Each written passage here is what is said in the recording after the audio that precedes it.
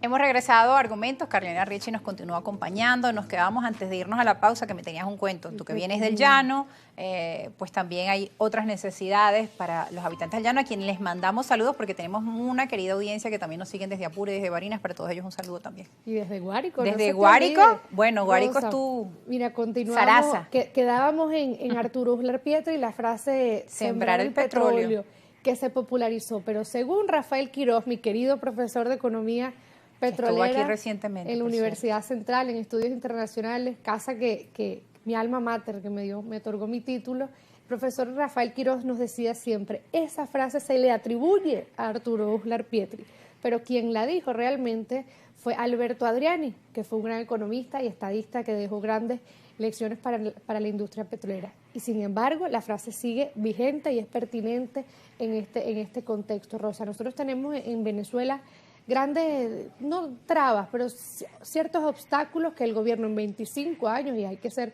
la crítica siempre, para que tomen pues cartas en el asunto.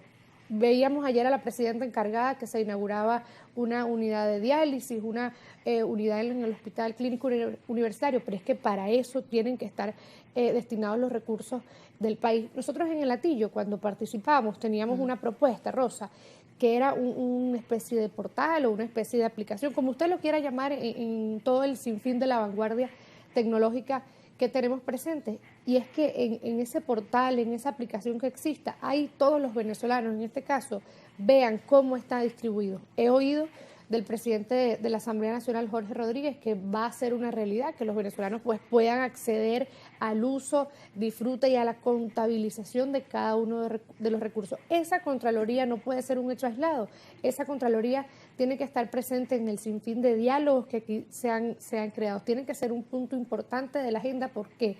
Porque nosotros tenemos que devolverle la confianza, Rosa, a los venezolanos. El venezolano tiene que confiar en sus instituciones, el venezolano tiene que confiar en la presidenta encargada. ¿Puedo Carliana o no estar de acuerdo? ¿Puede a Carliana gustarle o no las políticas públicas de la presidenta encargada? Pero es que yo tengo que apostar al éxito de esa gestión, porque si yo no apuesto al éxito de esa gestión, estoy apostando al fracaso de la calidad de vida de los venezolanos. Y eso como dirigente política tenemos que aprenderlo y tenemos que desplazarlo de nuestra historia, diría yo, de la historia republicana y sobre todo de los últimos tiempos que han sido tiempos convulsos. Nosotros tenemos un gran reto por delante. El económico es importante, pero el económico se va enderezando, no tengo ninguna duda de eso, todo lo contrario, estoy segura y certera de que ese reto económico, con estas medidas que se están dando, con el levantamiento, ojalá, de las sanciones y de esas medidas coercitivas que nos hicieron mucho daño, y que hubo una dirigencia política que apostó a eso porque no tenía una política de propuestas frente a la antología que le podían tener o a la antítesis que le podían tener al gobierno nacional. Es decir, ese camino y esa dinámica nueva que se nos viene, hay una oportunidad. Y en esa nueva oportunidad, toda la dirigencia opositora que veo que en el Parlamento ya nos empezamos a entender en medio de las corrientes, en medio de las diferencias, pues tenemos ese gran reto de acompañar cualquier política pública que pueda apuntar al desarrollo y a la mejora de la calidad de vida de los venezolanos. En lo que no estemos de acuerdo, aquí me tendrá, Rosa, denunciando y demandando las cosas que no crea son correctas. En lo que no Como decías tú, la transparencia, porque también la corrupción, además de las sanciones, fue un hecho que nos hizo mucho daño, que ha hecho mucho daño a nuestra industria del petróleo. Y ese es un paso que tenemos que tratar de eliminar de lado y lado. De todos los sectores de la vida política tenemos que tratar de eliminar y que sea simplemente un mal recuerdo. Nosotros como dirigencia política y particularmente en Cambiemos Movimiento Ciudadano llevábamos muchísimo rato planteando la necesidad de un pacto nacional de Estado, que muchas veces podían decirse, bueno, pero es que aquí se han empleado distintos diálogos. Esto, más allá de un diálogo, tenía que ser un pacto que nos permitiera unas reformas a largo plazo y que nos permitiera, lo primero que decía Timoteo, estabilidad, porque el gobierno para poder gobernar necesita estabilidad, que le permita gobernabilidad y, muy importante, que nos permita alternabilidad. 3 pilares fundamentales que nos derive de un pacto nacional de Estado que permita tanto al gobierno gobernar de forma eficiente como a la oposición tener garantías de alternabilidad. Bien, Carliana, también tu visión como internacionalista respecto a este nuevo esquema de relaciones con Estados Unidos. Veíamos las noticias de hoy, sí, de los vuelos comerciales entre ambas naciones, finalmente, y después de tantos años, se abren, hay como una nueva ventana allí. Yo tuve la oportunidad, y gracias a mi secretario general por esa oportunidad de acompañarlo en su gestión durante el lustro pasado, el quinquenio, como presidente de la Comisión de Política Exterior. Cuando nosotros llegamos a la Comisión de Política Exterior, presidida por él, habíamos roto relaciones diplomáticas y consulares con aproximadamente 80 y tantos países.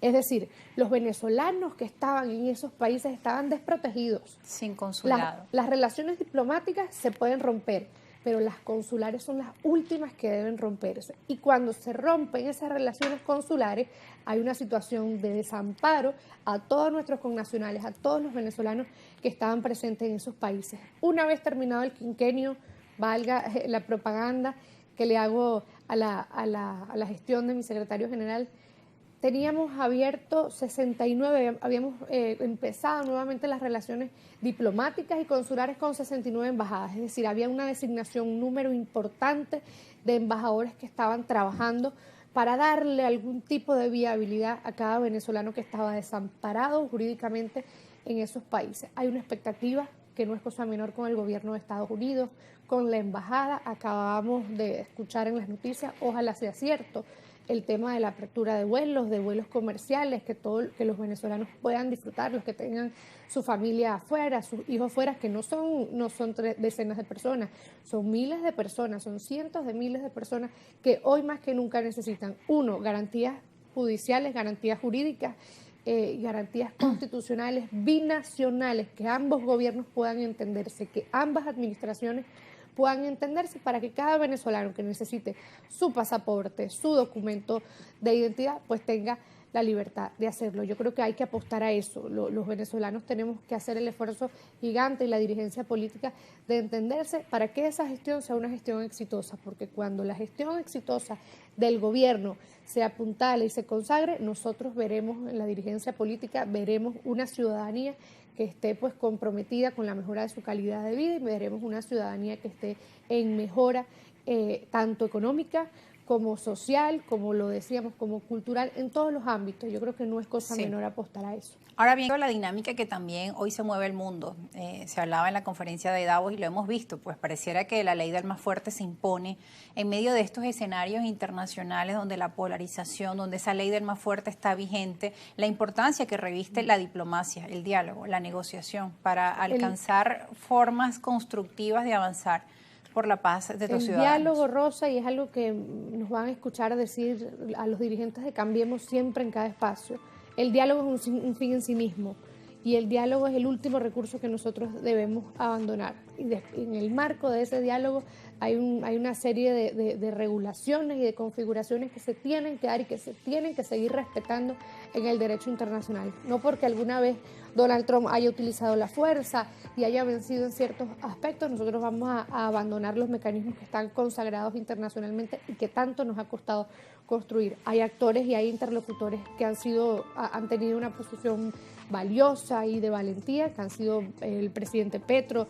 el presidente Lula, que bueno, han sido actores que han consagrado y se han puesto a disposición para seguir elevando estos mecanismos de diálogo y de respeto al derecho internacional, y yo creo que eso hay que apuntalar a que eso se siga construyendo. La necesidad del diálogo y de la unidad dentro de nuestro país como venezolanos y también la unidad latinoamericana. Hablaban estos presidentes de Colombia y Brasil, eso se entiende, es muy importante. Sí, Rosa, es vital, gracias por lo que acabas de decir, porque cuando nosotros nos hacemos fuertes y sólidos en Latinoamérica, es mucho más viable enfrentarnos a un enemigo externo o a un enemigo tan fuerte como es el caso del presidente Donald Trump, que ha tenido unas posiciones y ha tenido unas acciones que tal vez a la sociedad latinoamericana pues nos han puesto, mira, en vilo. Desde la época de Bolívar, que divisaba la necesidad de esa unión latinoamericana, de esa integración. Tenemos que despedirnos, Carliana. Gracias por acompañarnos en este espacio. Ya la campanita nos suena, así que tenemos que despedir. Gracias a ti por siempre apostar a la juventud y darnos la oportunidad de venir acá a expresar nuestras ideas. Aquí en este espacio siempre los escuchamos, serán recibidos, siempre escuchamos diferentes voces y que usted en casa pueda tener una visión completa de los hechos, de los acontecimientos, escuchar diferentes opiniones, buscar contrastes y sobre todo tener pensamiento crítico. La importancia de opinar, pero siempre respetar las diferentes perspectivas que cada uno de los invitados acá nos trae a la mesa, y si va a opinar, que sea desde el debate de las ideas y de los argumentos. Será hasta la próxima.